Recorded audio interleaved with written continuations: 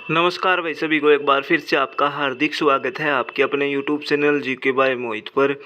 आज की वीडियो में जो अपनी सीरीज चल रही थी NCERT साइंस क्लास 6 से लेकर 10th तक की इस बुक में थ्योरी है, प्लस में 2016 से लेके 2025 के बीच में HSSC के द्वारा जितने भी साइंस के क्वेश्चन पूछे गए हैं वो सभी भी इसमें ऐड हैं। जो मेरी खुद की बुक है, जिस भाई ने बहन ने PDF चाहिए वो टेलीग्राम पे मैसेज कर दियो, टेलीग्राम ज्वाइन करके वहाँ पे मैसेज कर दियो, फिर वहाँ पे PDF भेज दी जाओगे आपके पास। ठीक है, अब चलते हैं चैप्टर की तरफ। वीडियो बढ़िया लग है तो चैनल ने सब्सक्राइब कर दियो, वीडियो लाइक कर दियो, कमेंट करके ज़रूर बताया करो कि तुमने मेरी क्लास किस इलाका है। ठीक है, आपका एक सब्सक्राइबर मेरे को मोटिवेट करता है भाई नेक्स्ट वीडियो बनाने के लिए।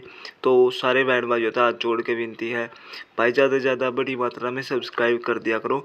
देखो मेरे से भी छोटे छोटे जो मेरे से भी, मैं तो बहुत अच्छा पढ़ाऊँगा अपनी तरफ से, जो मतलब कुछ भी नहीं है यार उनका कंटेंट, उनके इतने सब्सक्राइबर हैं। मेरे कंटेंट में मैंने हरियाणा जीके करवा रखी, इंडिया जीके इतनी सारी करवा दी, आरएफ साइंस करवाने लग रहा हूँ, फिर भी मेरे सब्सक्राइबर इतने कम क्यों हैं? है ना, थोड़ा दुख होता है इस चीज़ को देख के।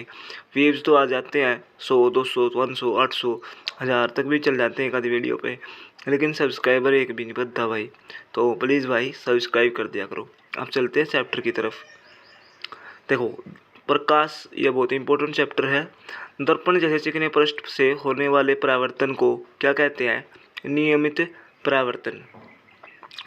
ठीक है, जब किरणें किसी सतह से परावर्तित होती है तो विसरित परावर्तन होता है। जब क्या होगा, दर्पण जैसे चिकने पृष्ठ से जो होने वाला परावर्तन है उसको तो कहेंगे नियमित परावर्तन। ठीक है, और जब किरणें किसी सतह से परावर्तित होती है, जब किरणें क्या होगी, किसी सतह से परावर्तित होती है तो उसे क्या कहेंगे? विसरित परावर्तन कहेंगे उसको। ठीक है, अब एक क्वेश्चन आता है, नेत्र में प्रवेश करने वाले प्रकाश की जो मात्रा होती है उसको कौन नियंत्रित करता है? मतलब आँख में जो प्रवेश करने वाले प्रकाश की जो मात्रा है उसको कौन नियंत्रित करता है भाई? पुतली व परितारिका। ठीक है, अब है मानव नेत्र। हमारे नेत्र की आकृति लगभग कैसी है? गोलाकार है। ठीक है, नेत्र का बाहरी आवरण सफ़ेद होता है या कठोर होता है ताकि यह नेत्र के आंतरिक भागों की दुर्घटनाओं से बचाव कर सके। याद रख लेना, जो हमारे नेत्र की जो आकृति है वो कैसी है? लगभग गोलाकार है। नेत्र का जो बाहरी आवरण है, मतलब बाहर की जो लेयर है वो कैसी है? सफ़ेद होता है। नेत्र का बाहरी आवरण कैसा होता है? सफ़ेद होता है या कठोर होता है। ठीक है, बाहरी आवरण सफ़ेद भी होता है और कठोर भी होता है। और ये क्या करता है? यह नेत्र के आंतरिक भागों की दुर्घटनाओं से बचाव कर सकते। ठीक है, यह कठोर क्यों होता है? ताकि यह नेत्र के आंतरिक भागों की जो है ना दुर्घटनाओं से बचाव कर सके। इसके पारदर्शी अग्रभाग को कॉर्निया कहते हैं। नेत्र के जो पारदर्शी जो अग्रभाग है, ठीक है, नेत्र का जो पारदर्शी अग्रभाग है ना उसको क्या कहेंगे? कॉर्निया या कवचमंडल कहते हैं। कॉर्निया के पीछे हम एक गहरे रंग की पेशियों की संरचना पाते हैं जिसे परितारिका या आइरस कहते हैं। याद रख लेना, कॉर्निया के पीछे क्या है? एक गहरे रंग की पेशियों की संरचना है जिसे क्या कहेंगे? परितारिका या आइरस। ठीक है, और ये क्या काम करती है? परितारिका और आइरस नेत्र में प्रवेश करने वाले प्रकाश की जो मात्रा है उसको कौन नियंत्रित करती है?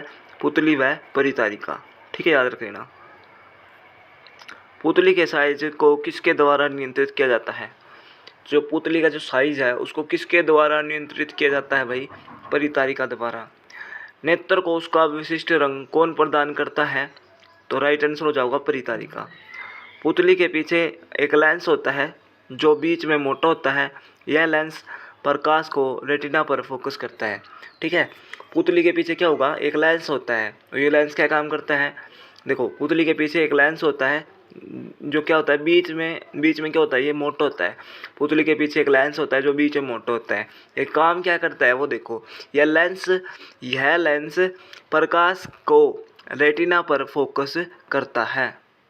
ठीक है, आइरिस में एक छोटा सा द्वार होता है जिसे क्या कहते हैं? पुतली कहते हैं।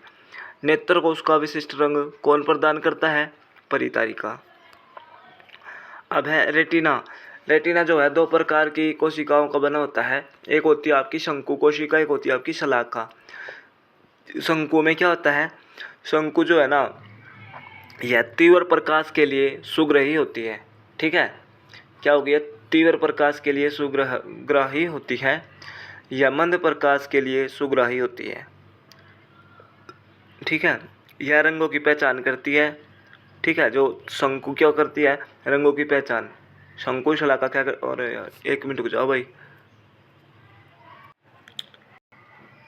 देखो यहाँ पे आ रहे थे हम। रेटिना दो प्रकार की कोशिकाओं का बना होता है। एक तो होती है आपकी शंकु, एक होती है शलाका। जो शंकु होती है ना, यह तीव्र प्रकाश के लिए सुग्राही होती है और यह रंगों की पहचान करती है। वहीं शलाका जो होती है, शलाका कोशिका, वो क्या है, यह मंद प्रकाश के लिए सुग्राही होती है। रेटिना न्यूरोसेल मस्तिष्क को, रेटिना मस्तिष्क हो, जब भाई यो कुछ गड़बड़ है। रेटिना नर्वस न्यूरोसेल मस्तिष्क हो जाती है जिन्हें,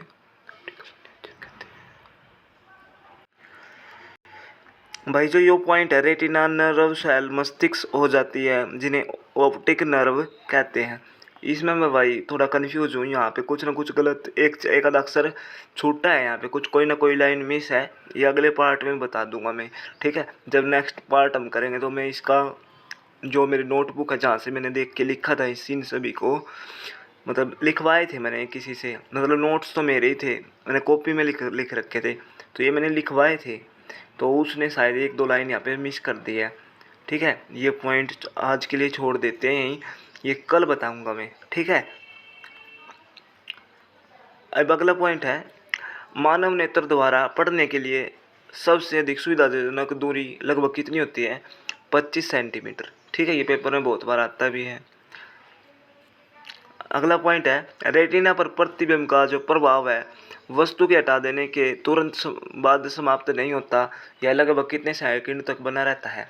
तो रेटिना पर जो प्रतिबिंब का जो प्रभाव है वस्तु के हटा देने के तुरंत समाप्त नहीं होता, यह 1/16 सेकंड तक बना रहता है। ठीक है, इसलिए यदि, देखो अगला पॉइंट है, इसलिए यदि नेत्र पर प्रति सेकंड 16 या उससे अधिक दर पर गतिशील प्रतिबिंब बने तो नेत्र को वह वस्तु चलचित्र की भांति फिरती दिखाई देगी। ठीक है, अगर हम किसी चीज़ का प्रतिबिंब देख लिया ना एक बार, तो वो 1/16 सेकंड तक हमारे माइंड में नू रहेगा कि हाँ हमने वो चीज़ देखी थी, और वो हमने एक चलचित्र की बात ही नज़र आओगी। ठीक है, क्या आप जानते हैं केकड़े के नेत्र बहुत छोटे होते हैं, परंतु उनके द्वारा केकड़ा चारों ओर देख सकता है। ठीक है, जो केकड़े के जो नेत्र होते हैं वो क्या होते हैं, बहुत छोटे होते हैं, लेकिन फिर भी क्या होता है, केकड़ा चारों तरफ देख सकता है उनकी मदद से। उल्लू के नेत्र में कॉर्निया तथा पुतली बड़ी होती है तथा उसकी रेटिना में बड़ी संख्या में शलाकाएं होती हैं। इससे उल्लू रात में भी देख सकता है। कई नूनी का करें भाई कि उल्लू ने रात ने दिखा है, क्यों दिखा है ये रात ने उल्लू ने, तो इसका पॉइंट देखो यहाँ मैंने लिख रखा है। उल्लू के नेत्र में क्या होती है, कॉर्निया और पुतली क्या होती है, बड़ी होती है। ठीक है, जो उल्लू का जो नेत्र है उसमें जो कॉर्निया है, पुतली है, वो क्या होती है, बड़ी होती है, तो उसकी रेटिना में जो शलाकाएं हैं वो क्या होती है, बड़ी संख्या में शलाकाएं होती हैं। इससे उल्लू रात में भी देख सकता है। तो ये हमने अब भाई आज ये क्लास 8th का लास्ट चैप्टर था ये। ठीक है, यह चैप्टर हमने कंप्लीट कर लिया है, प्रकाश वाला। यो एक पॉइंट यहाँ पे भाई थोड़ा मिस हो गया, शंकु और शलाका में जब अंतर करे थे। ठीक है, इसने कल बता दूंगा। बाकी वीडियो आपने किसी लगी, इसमें देखो सारा का सारा चैप्टर भी बहुत इम्पोर्टेंट है। ठीक है, ये चैप्टर में ये क्वेश्चन जितने मैंने बताए हैं ये बार बार HSSC के एग्ज़ाम में रिपीट हुए हैं, तो इसको हल्के में मत लेना चैप्टर को बिल्कुल भी। ठीक है, तो वीडियो बढ़िया लग गया भाई सब्सक्राइब कर दियो, चैनल शेयर कर दियो, और भाई कमेंट करके ज़रूर बताया करो कितना क्लास कैसी लग गया, और सब्सक्राइब कर दिया करो भाई, कंजूसी मत बरतो कभी भी। देखो अभी ग्रुप डी का एग्ज़ाम आऊँगा, और उसमें मैं साइंस जब भी तो करवाऊँगा जब आप कुछ सपोर्ट दिखाओगे। भाई मन लगेगा हाँ मेरी वीडियो देखी जा रही है, मेरे सब्सक्राइबर इंक्रीज़ हो रहे हैं, तो मैं और मोटिवेट होकर और अच्छा करने की सोचूँगा। अब मैं वीडियो डाल लूँ उस पे 20-30 व्यू आ गए, कोई सब्सक्राइब नहीं करता, लाइक नहीं करता, फिर मैं सोचा कि भाई ना तेरे कंटेंट में कुछ दिक्कत है या तने सपोर्ट ही नहीं करता कोई। 1100-1200 सब्सक्राइबर होने के बाद तो व्यूज़ 1000 के आसपास तो आ जाने चाहिए। और मैं तो कुछ गलत भी नहीं पढ़ा रहा भाई, इतनी अच्छी चीज़ें पढ़ा रहा हूँ। एनसीईआरटी आपने कहीं नहीं मिलेगी। मैं लिखवा यो है ना, जो बड़े टीचर है वो क्या करते हैं गत्ते पे छाप देंगे एनसीईआरटी पर आधारित, लेकिन अंदर उनका कॉपी पेस्ट वाला सिस्टम है। जबकि मैंने एक अक्षर भी दूसरी बुक से किसी से कॉपी पेस्ट नहीं किया है, सारा का सारा एनसीईआरटी का डाटा है। क्लास 6 से लेकर 10th तक पढ़ने में देखो एक चैप्टर एक बुक में 16 चैप्टर हुए हैं एनसीईआरटी के। उन 16 में तेन छाटना कि हाँ पेपर खातर कौन सी इंपॉर्टेंट है, फिर उन्हें लिखना। तो 4 किताब पढ़ी है, 16-16 चैप्टर थे एक में, 16 चौके 64 हो गए। 64 चैप्टर एक बार मतलब पढ़ के लिखना कितनी मेहनत लगी होगी आपने पता है।